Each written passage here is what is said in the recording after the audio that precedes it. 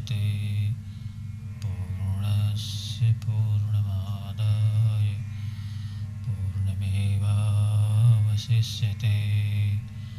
ॐ सहना भवतु सहनौ भुनक्तु सह वीर्यं करवावहै तेजस्विनावधीतमस्तु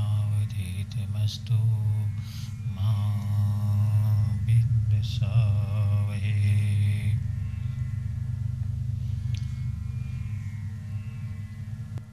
योग साधना के इस क्रम में आप जैसा कि काफ़ी समय से देखते करते आ रहे हैं, हम निरंतर किसी न किसी नए व्यायाम से आपको जोड़ते आ रहे हैं। तो इसी क्रम में योग व्यायाम की इस श्रृंखला में आज हम आपको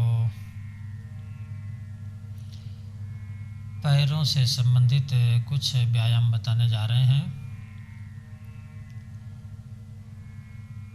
हालांकि पैरों के व्यायाम अलग से करने की आवश्यकता नहीं होती है, क्योंकि जो है जब हम चलते फिरते हैं तो अनायास ही हमारे पैरों का व्यायाम हो जाता है। लेकिन ये व्यायाम हमारे शरीर को, हमारे पैरों को सुडौल रखने के लिए पर्याप्त नहीं हो पाते हैं, क्योंकि एक ये प्रक्रिया होती है कि जिस किसी प्रक्रिया में हम निरंतर गुजरते हैं उस प्रक्रिया का हमारा शरीर आदी हो जाता है। तो जब हमारा शरीर किसी निश्चित प्रक्रिया का आदी हो जाता है तो उस प्रक्रिया की जो नियमितता है ये सामान्य हो जाती है। उसके फिर लाभ दोष नहीं रह जाते, वो एक सामान्य रूटीन बन जाता है। तो ये बिल्कुल वास्तविक बात है कि शरीर हमारा जिस किसी प्रक्रिया से हम नियमित गुजरते हैं उस प्रक्रिया का आदी हो जाता है, क्योंकि शरीर हमारा चेतन है।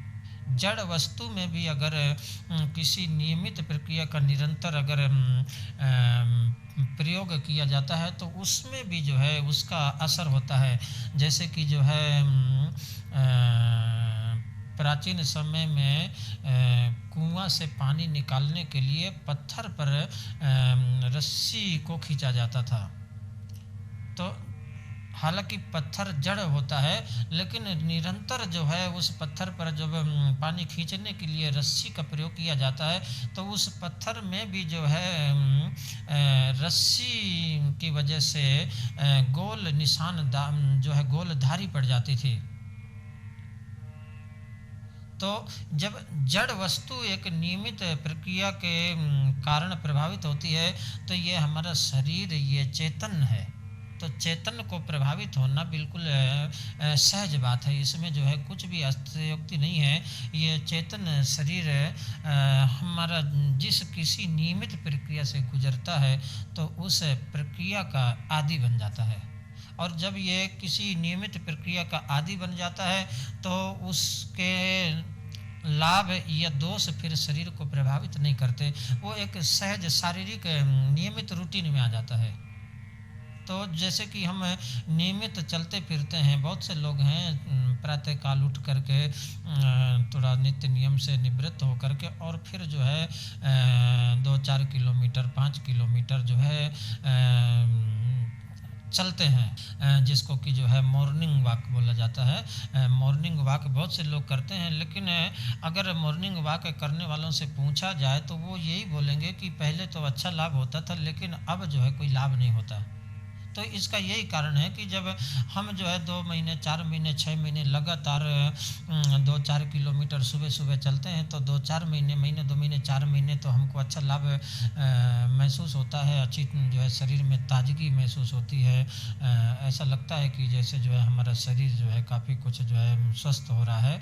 लेकिन वही प्रक्रिया जब हम 4-6 महीने के बाद भी जारी रखते हैं तो फिर जो है वो हमको जो है वो लाभ हमें फिर जो है महसूस नहीं हो पाते हैं, वो लाभ जो है नगण्य होते जाते हैं। तो इसका कारण यही है कि जो हमारा शरीर है वो नियमित प्रक्रिया का आदी बन जाता है।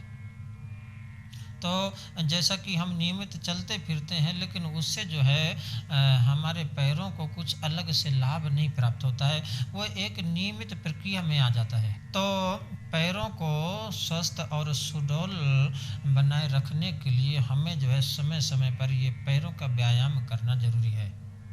अगर हम समय समय पर इस प्रकार से पैरों का व्यायाम करते रहेंगे तो एक तो पैरों से संबंधित कोई विकार हमारे शरीर में नहीं उत्पन्न होंगे, और दूसरा जो है हमारे पैर बिल्कुल सुडौल रहेंगे।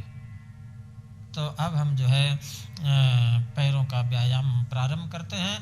पैरों का व्यायाम करने के लिए सबसे पहले आप जो है सुंदर जगह का चयन करके एक सुंदर आसन डाल करके और दोनों पैरों को सामने फैला करके बैठ जाएं। दोनों पैरों को सामने फैला करके बैठ जाएं। दोनों पैर के पंजों को आपस में मिला लें। अब इसके बाद दोनों हाथों को कमर के पीछे करते हुए थोड़ा सा जो है फैलाते हुए और ज़मीन पर इस प्रकार से रखें कि जो कमर के ऊपर का जो शरीर का हिस्सा है इसका वजन हाथों पर आ जाए। कमर के ऊपर के हिस्से का वजन कमर में या पैरों में ना हो करके और दोनों हाथों पर आ जाए। इस प्रकार से दोनों हाथों को पीछे की तरफ फैलाते हुए और ज़मीन में टिका लें। अब धीरे धीरे पैरों का व्यायाम प्रारंभ करेंगे। सबसे पहले आप दोनों पैर के पंजों को आपस में मिला करके पैर की कलाई से पैर के पंजों को घुमाना है। सबसे पहले थोड़ी देर आगे पीछे को पैर के पंजे को हिलाएंगे। आगे पीछे थोड़ी देर हिलाने के बाद में दोनों पैर के पंजों को आपस में मिला करके दाएं बाएं घुमाएंगे। थोड़ी देर बाएं तरफ को गोल राउंड में और फिर उसके बाद थोड़ी देर दाहिने तरफ है गोल राउंड में दोनों पैर के पंजों को घुमाना है। तो इस प्रकार से ये हम पैर का व्यायाम करते हैं। और इसी क्रम में थोड़ी देर जो है आप दोनों पैर के पंजे को दाएं बाएं फैलाएं। दोनों पैर के पंजों को इतना अधिक फैलाएं कि जो पैर का पंजा है वो दोनों तरफ है ज़मीन में टिक जाए। अब कोशिश करें कि ज़मीन में टिकाते हुए पैर के पंजे को पूरा आगे पीछे को घुमाएं, यानी सामने पैर की जो अंगुलियां हैं वो आपस में मिल जाएं। इतना अधिक जो है दोनों पैर के पंजे को आगे पीछे घुमाना है। तो इस प्रकार से आप जो है पैरों का ये व्यायाम करें। थोड़ी देर दोनों पैर के पंजे को आपस में मिला करके आगे पीछे घुमाएं और उसके बाद थोड़ी देर दाएं बाएं गोल राउंड में घुमाएं और फिर उसके बाद थोड़ी देर दोनों पैर के पंजे को ज़मीन में टिका करके दोनों तरफ को फैला करके और ज़मीन में सटाते हुए आगे पीछे को जो है घुमाएं। अब इसी क्रम में आप जो है इस योग व्यायाम को पैरों के योग व्यायाम को खड़े होकर के भी कर सकते हैं। खड़े होकर के जब आप पैरों का व्यायाम करें तो उसके लिए शरीर का बैलेंस बनाना बहुत ज़रूरी होता है। शरीर का बैलेंस इस योग व्यायाम में एक पैर पर रखना पड़ता है। एक पैर पर शरीर का बैलेंस बनाते हुए दूसरे पैर को ऊपर उठा करके पैर के पंजे को बिल्कुल ढीला रखते हुए धीरे धीरे स्पीड बढ़ाते हुए गति बढ़ाते हुए जितना तेज गति से बिल्कुल ढीला रख करके हिला सकें उतना तेज गति से हिलाना है। सबसे पहले जो है दाहिने पैर के बल खड़े हो जाएं और उसके बाद बाएं पैर को जितना ढीला रख करके हिला सके उतना ढीलाएं। बाएं पैर के बल खड़े होकर के और दाहिने पैर को जितना अधिक ढीला रखते हुए हिला सकें, बिल्कुल छुट्टा रखना पैर को, और पैर को बिल्कुल छुट्टा रखते हुए जितना अधिक आप जो है स्पीड में, जितना तेज़ गति से हिला सकें उतना तेज़ गति से हिलाएं। प्रारंभिक अवस्था में तो थोड़ा सा दिक्कत महसूस होगी। सबसे पहली दिक्कत तो आपको ये होगी कि आप एक पैर से जो है खड़े नहीं हो पाएंगे। तो इसके लिए आप जो है चाहें तो किसी खंभे का, दीवार का सहारा ले सकते हैं। शुरुआत में आपको तकलीफ़ होगी बैलेंस बनाने के लिए। हालांकि अगर इस दौरान आप श्वास की गति पर ध्यान दें तो उतनी तकलीफ़ नहीं होगी, उतनी दिक्कत नहीं होगी। श्वास की गति को आप अगर संतुलित करेंगे, श्वास की गति को स्थिर करेंगे, श्वास की प्रक्रिया को लंबी करेंगे, तो जो है आपको शारीरिक बैलेंस बनाने में काफ़ी जो है सहूलियत हो जाएगी। तो इस प्रकार से धीरे धीरे आप जो है अभ्यास करें। तो पहले तो प्रारंभिक अवस्था में जो है आप किसी खंभे का सहारा लेकर के, दीवार का सहारा लेकर के एक पैर से जो है खड़े हो करके और हाथ से खंभा या दीवार पकड़ करके और दूसरे पैर को जितना तेज गति से ढीला करके हिला सके उतना हिलाएं। तो इस प्रकार से क्रमशः बारी बारी से एक एक पैर का जो है व्यायाम आप करें। तो इस प्रकार से जब आप पैरों का व्यायाम करेंगे तो पैरों से संबंधित जो विकार हैं, जो दोष हैं, वो दूर हो जाएंगे। ये जो है इस योग व्यायाम का लाभ है कि इससे तो पैर तो हमारे सुडौल सुगठित होंगे ही होंगे, और उसके साथ ही साथ जो पैरों से संबंधित विकार हैं, जैसा कि आपने देखा होगा कई लोगों के पैर की जो नसें हैं उनमें उभार आ जाता है। यहाँ तक कि पैर की जो नसें हैं वो रस्सी के समान जो है बिल्कुल अलग ही दिखने लगती हैं। तो ये जो पैर से संबंधित विकार हैं, उन विकारों को दूर करने के लिए ये व्यायाम बड़ा ही कारगर होता है। मामूली व्यायाम तो जो है इसे मामूली जो विकार हैं वो तो इससे दूर होते ही हैं, साथ ही साथ जो भयंकर जो बीमारियां हैं वो भी इस व्यायाम से दूर हो सकती हैं, क्योंकि इस व्यायाम को करने से पैरों का जो रक्त संचार है, रक्त सर्कुलेशन है, वो बिल्कुल सुदृढ़ हो जाता है। रक्त का जो संचार है वो बिल्कुल नियमित हो जाता है, और जब रक्त का संचार नियमित हो जाता है, सुदृढ़ हो जाता है, तो फिर हमारे शरीर में, हमारी मांसपेशियों में किसी प्रकार का विकार नहीं आता, और फिर जो ऐसी स्थिति में हमारा शरीर, हमारी मांसपेशियां बिल्कुल सुडौल और बिल्कुल सुगठित रहती हैं। तो इस प्रकार से ये व्यायाम करने से हमारे पैरों को बहुत ही लाभ होता है। जैसा कि आपने देखा होगा बहुत से लोगों को घुटनों की तकलीफ होती है, घुटनों में अक्सर जो है दर्द होता रहता है, चलने फिरने में, उठने बैठने में भी तकलीफ होती है। तो अगर इस प्रकार से नियमित अभ्यास करते रहें, नियमित अभ्यास करते रहें, तो ये पैर के घुटनों की जो तकलीफ़ है ये नहीं होगी। और जो है साथ ही साथ जैसा कि कई लोगों को जो है पैरों में सूजन सी आ जाती है, तो अगर हम ये हमेशा अभ्यास करते हैं तो पैरों में जो सूजन आ जाती है इससे हमें जो है मुक्ति मिल सकती है। और इसी क्रम में अगर हम बात करें तो कई बार ऐसा भी होता है कि जैसे हम थोड़ी देर बैठे और थोड़ी देर के बाद में हमारे पैरों में शून्यपन आ जाता है, एक झुंझुनाहट सी होने लगती है। तो इसका कारण ये है कि हमारी मांसपेशियों में जो रक्त का जो संचार है वो कमज़ोर हो जाता है। तो अगर हम ये नियमित इस प्रकार से पैरों का व्यायाम करते हैं तो रक्त का जो संचार है मांसपेशियों में ये सुदृढ़ हो जाता है। तो इसकी वजह से फिर हमारे पैरों में जो सुन्नपन आ जाता है, जो झंझनाहट जो आ जाती है, उससे हमें जो है निजात मिल जाती है, फिर ये शिकायत हमें जो है परेशान नहीं करती। और इसी जो है क्रम में अगर हम आगे बात करें तो अगर आप अक्सर ये व्यायाम करेंगे तो कई लोगों को आपने देखा होगा, कई बार जो है पैर में हल्की फुल्की मोच लग जाती है, तो उनसे फिर चलते नहीं बनता है। तो ऐसी अवस्था में अगर आपका पैर बिल्कुल टेढ़ा भी हो जाता है तो भी आपको तकलीफ नहीं होगी। पैर आपका कहीं कोई किसी गड्ढे में पड़ गया, एकदम से मुड़ भी गया, तो जो है आपको जो है तकलीफ महसूस नहीं होगी, ना ही जो है आपको चलने फिरने में तकलीफ होगी, और ना ही आपको पैर में सूजन वगैरह आएगा, क्योंकि आप ये हमेशा इस प्रकार का व्यायाम करते हैं। इस प्रकार से आप हमेशा जो है पैरों को जो है इधर उधर घुमाते हैं। तो ऐसी अवस्था में हमारा पैर अगर थोड़ा बहुत किसी वजह से मुड़ भी जाता है तो हमें तकलीफ नहीं होती है। तो जैसा कि हम हमेशा की तरह सामान्य रूटीन में चलते फिरते हैं और हम ये व्यायाम करते हैं, तो ये दोनों में इतना फ़र्क होता है। एक रूटीन में हम चलते फिरते हैं वो अलग हो जाता है, और हम अलग से जो ये योग व्यायाम करते हैं तो उसका लाभ अलग हो जाता है।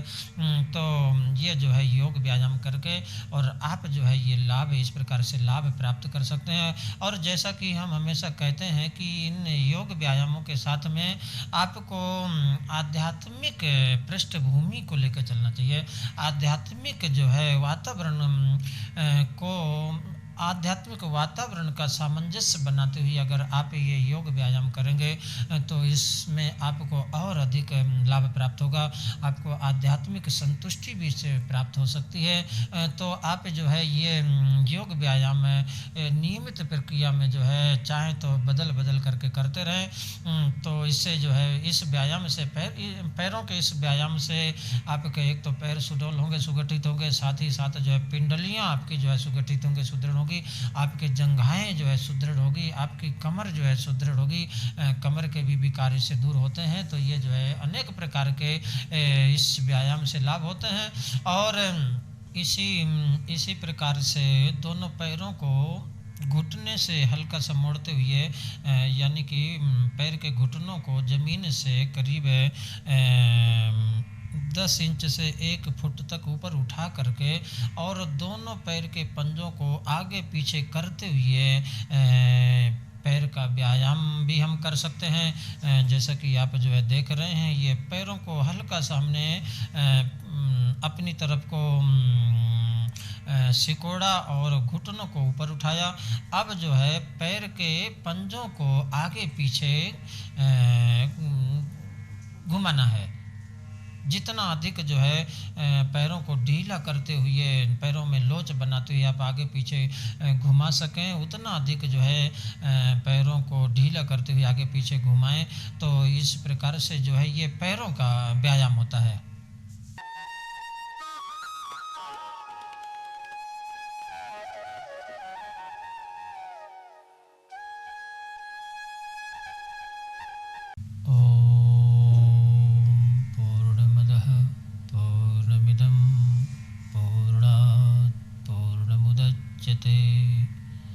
पूर्णस्य पूर्णमादाय पूर्णमेवावशिष्यते।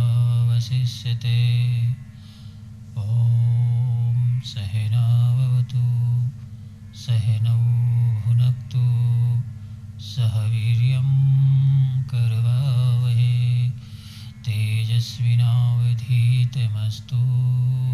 मा विद्विषावहै। हाँ, तो बंधुओं, अब हम आज का योगाभ्यास प्रारंभ करने जा रहे हैं। योगाभ्यास करने के लिए आज के इस क्रम में आप भी तैयार हो जाएं।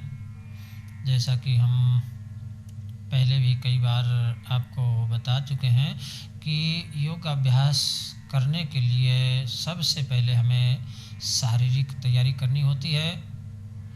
तो अगर आप शारीरिक रूप से तैयार हो गए हों तो दूसरे क्रम में आप जो है जगह का चयन कर लें।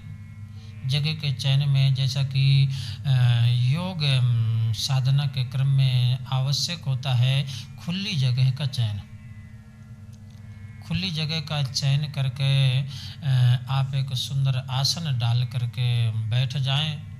लेकिन ये ध्यान रखें कि जो भी जगह का आप चयन करें वो बहुत अधिक खुली भी नहीं होना चाहिए और बहुत अधिक बंद नहीं होना चाहिए, यानी कि हवा का जो झोंका है सीधे सीधे शरीर में नहीं लगना चाहिए। क्योंकि अगर जो है हम व्यायाम करते हैं, शरीर में जब गर्मी पैदा होती है, तो ऐसी स्थिति में खुली हवा अगर बहुत अधिक शरीर में लगती है तो ये योग साधक के लिए बड़ी हानिकारक होती है। तो इस बात का हमेशा आप ध्यान रखें कि जो भी जगह का चयन करें तो वो बहुत अधिक खुली भी नहीं होना चाहिए, जहाँ की बिल्कुल खुली सीधे हवा आपके शरीर में लगे। ऐसी जगह होना चाहिए कि हवा का सीधा झोंका आपके शरीर में न लगे, और बहुत अधिक बंद भी नहीं होना चाहिए जहाँ की आपको सांस लेने में तकलीफ पड़े। सामान्य धीमी गति की हवा का जो है प्रवेश हो, ऐसे स्थान का चयन कर लें और इसके बाद में आप जो है योग साधना प्रारंभ करें। योग साधना के इस क्रम में आपको हम एक ऐसे आसन के विषय में, ऐसे व्यायाम के विषय में बताने जा रहे हैं जो कि हमारे लिए बहुत ही लाभदायक है। शारीरिक रूप से अगर हम देखें तो ये योग व्यायाम हमारे लिए बहुत ही लाभदायक है, क्योंकि इस योग व्यायाम से हमारे पैर भी प्रभावित होते हैं, हमारे हाथ भी प्रभावित होते हैं और हमारी छाती, हमारा हृदय भी प्रभावित होता है, और साथ ही साथ हमारा पेट और हमारी कमर भी प्रभावित होती है। यानी हम ये कह सकते हैं कि जो है कि सिर से लेकर के पैर के पंजे तक इस व्यायाम का प्रभाव होता है, इस व्यायाम का असर होता है। तो अगर पूरे शरीर को ये व्यायाम प्रभावित करता है तो निश्चित रूप से हमारे लिए ये व्यायाम बहुत ही लाभदायक है। लेकिन ये ज़रूर है कि इसमें कुछ सावधानियां रखना पड़ता है। सावधानियों की दृष्टि में अगर हम देखें तो सबसे पहले सावधानी तो उन महिलाओं के लिए ज़रूरी है जो कि गर्भावस्था की स्थिति में हो। गर्भावस्था की स्थिति में महिलाएं कदापि भी इस योग व्यायाम का अभ्यास न करें। और दूसरा, उन लोगों को भी इसमें सावधानी रखना पड़ेगा जिनको जो है हृदय से संबंधित कोई रोग हो, कोई विकार हो, जैसा कि हार्ट से अगर पीड़ित हैं आप, तो आप जो है इस व्यायाम को बहुत अधिक नहीं कर सकते। सामान्य एक्सरसाइज के रूप में थोड़ी देर के लिए भले कर लें, लेकिन बहुत अधिक अगर आप अभ्यास करते हैं तो आपके लिए ये योग व्यायाम हानिकारक हो सकता है। तो इन सावधानियों को अगर हम छोड़ दें तो बाकी जो है हर स्थिति में सभी के लिए ये योग व्यायाम बहुत ही लाभदायक है। लेकिन इसको करने के लिए ज़रूरी है कि आप ऐसे टाइम में करें कि जबकि आपका पेट बिल्कुल खाली हो। आप भोजन लेकर के या नाश्ता लेकर के या चाय पी करके इस योग व्यायाम को नहीं कर सकते हैं, क्योंकि ये व्यायाम जब हम करते हैं तो इसका असर हमारे पेट पर बहुत अधिक पड़ता है। तो ऐसी स्थिति में अगर आप भोजन करके या नाश्ता करके या चाय पी करके व्यायाम करते हैं तो ये आपके लिए बहुत ही हानिकारक हो सकता है। तो ये सब सावधानी रखते हुए हमको ये व्यायाम करना है, तो ही हमें इसका लाभ प्राप्त होगा। तो अब हम ये योग व्यायाम करने के लिए तैयार हो जाएं। इस योग व्यायाम का नाम है मेरुदंड चालन आसन। मेरुदंड कहते हैं कमर से लेकर के पीठ तक का जो पीछे का जो हिस्सा है, इसको मेरुदंड कहा जाता है। तो इस व्यायाम में हम जो है कमर से लेकर के गर्दन तक का जो ये मेरुदंड का जो भाग है, इसको हम क्रमशः दाएं बाएं घुमाते हैं। इसलिए इस योग व्यायाम का हमारे ऋषियों महर्षियों ने नाम दिया मेरुदंड आसन, मेरुदंड चालन आसन। तो अब हम मेरुदंड आसन प्रारंभ करते हैं। आप भी तैयार हो जाएं। सबसे पहले जो है आप दोनों पैरों को सामने फैला करके बैठ जाएं। दोनों पैरों को इस प्रकार से फैला करके बैठें कि दोनों पैर के पंजों के बीच में कम से कम 2.5 से 3 फुट का अंतर होना चाहिए। 2.5 से 3 फुट का अंतर रखते हुए दोनों पैरों को सामने की तरफ फैला करके बैठें और कोशिश करें कि हमारी कमर बिल्कुल सीधी रहे, हमारी गर्दन, हमारा सिर बिल्कुल सीधे रहे। अब हम धीरे धीरे दाहिने हाथ से बाएं पैर के पंजे को बाएं पैर की अंगुलियों को पकड़ने का प्रयास करें। जाहिर है कि जो है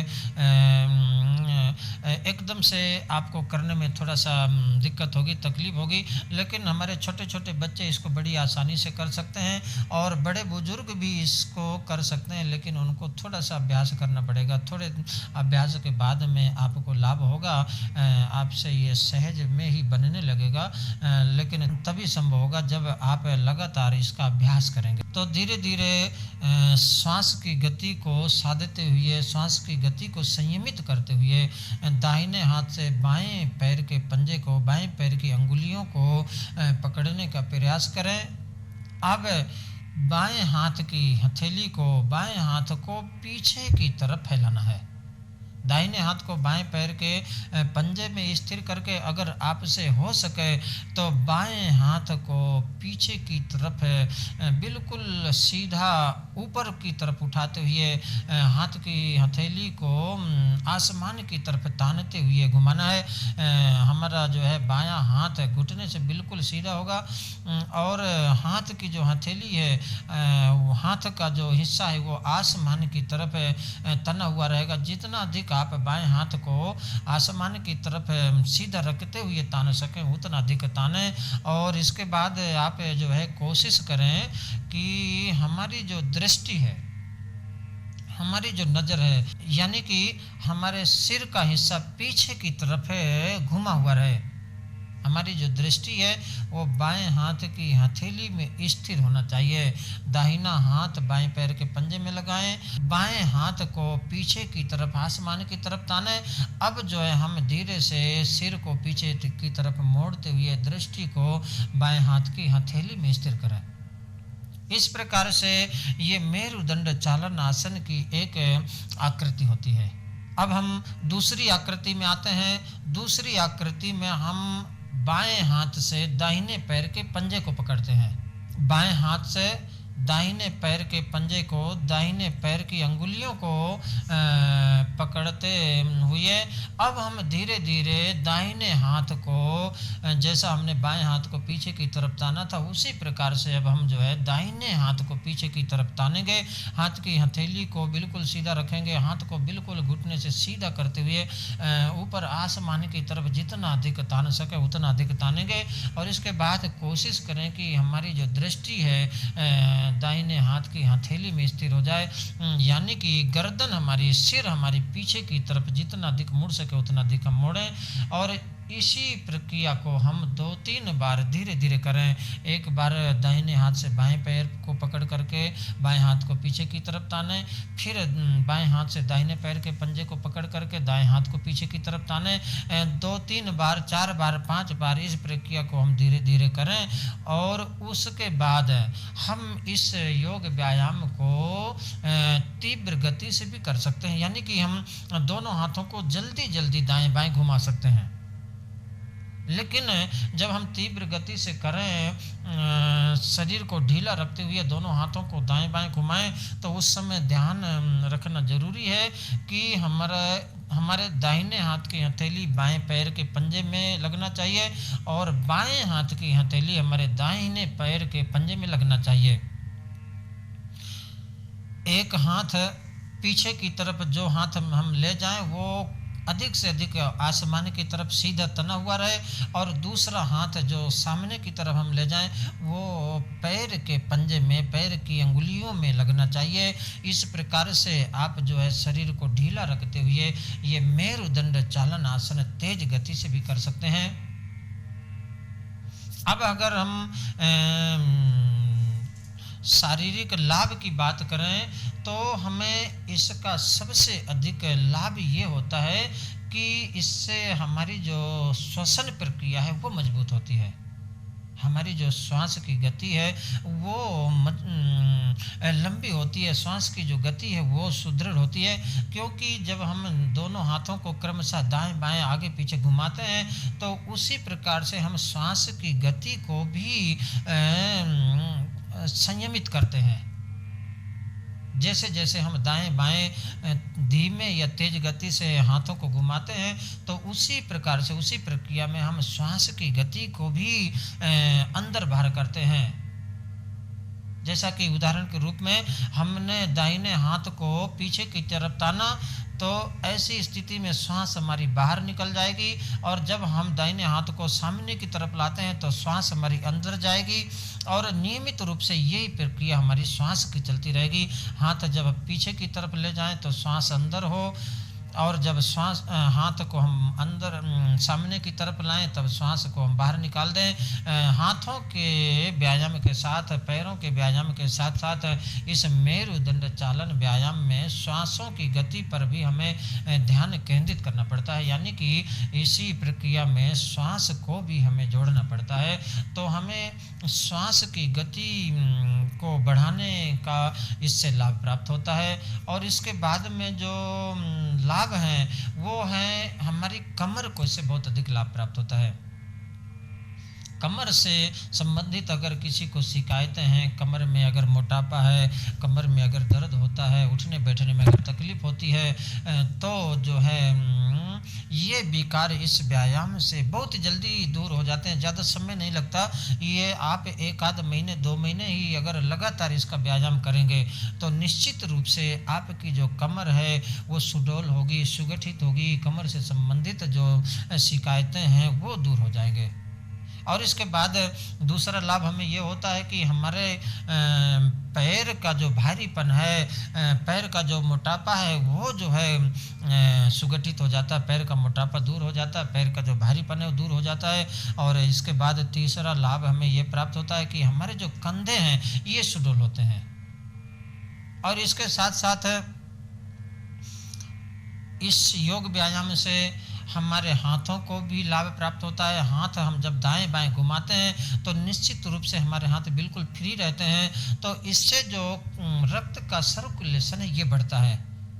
आपने अभ्यास किया होगा, महसूस किया होगा कि तेज गति से जब हम दोनों हाथों को दाएं बाएं आगे पीछे घुमाते हैं तो निश्चित रूप से हाथों में एक खिंचाव होता है, और जब ये खिंचाव होता है तो मांसपेशियों में गैप पैदा होता है। मांसपेशियों में जो है खून का जो रक्त का जो सर्कुलेशन है ये बढ़ता है। तो ऐसी स्थिति में हमारे हाथ भी जो है सुडौल होते हैं। हमारे हाथों का जो रक्त संचार है वो भी जो है सुचारू रूप से संचालित होने लगता है। इस योग व्यायाम को करने से मेरुदंड से संबंधित है। मेरुदंड जैसा कि हमने बताया कमर से लेकर के गर्दन तक का जो पीठ का जो हिस्सा है इसको मेरुदंड कहते हैं। तो मेरुदंड के स्नायु संस्थानों को, स्नायु क्षेत्र को यह व्यायाम सुगठित करता है, स्फूर्ति प्रदान करता है। मेरुदंड में लोच पैदा करने के लिए सबसे कारगर ये व्यायाम होता है, इसलिए इसका नाम भी मेरुदंडासन रखा गया है। और पीठ, कमर, पेट और छाती, हमारे इन सभी अंगों को यह व्यायाम सुडौल बनाता है, सुगठित करता है। इन सभी अंगों को इस व्यायाम से बहुत ही अधिक लाभ प्राप्त होता है।